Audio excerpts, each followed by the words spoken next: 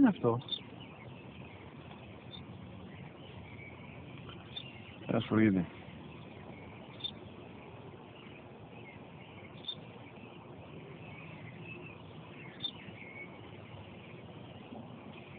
Τι είναι αυτό? Μόλις τώρα στο είπα, πατέρα, σφουργίτη είναι.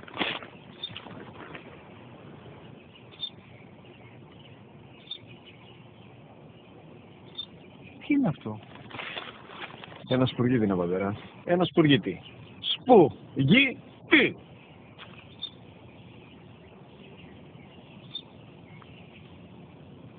Τι είναι αυτό? Γιατί το κάνεις αυτό το πράγμα, μπορείς να μου πεις τόσες φορές σου είπα, είναι ένα σπουργίτη. Δεν το καταλαβαίνεις. Πού πας?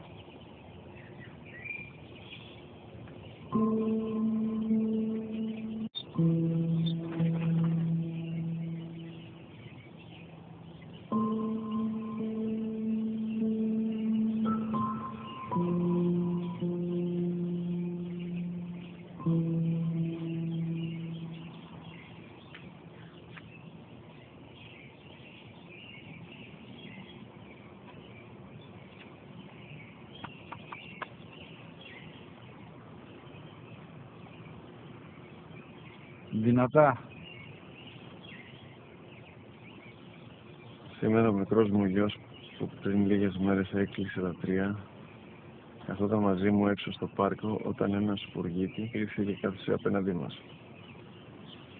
Ο γιος μου με ρώτησε 21 φορές τι ήταν αυτό και του απάντησε και τις 21 φορές ότι ήταν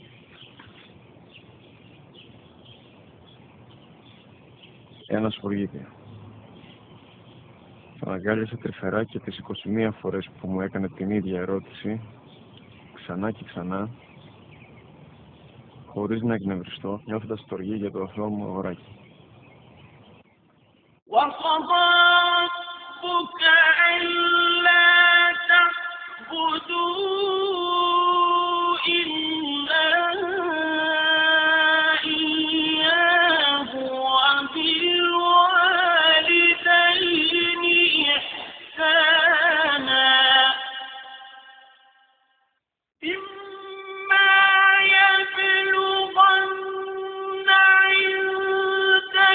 الكبر أحدهما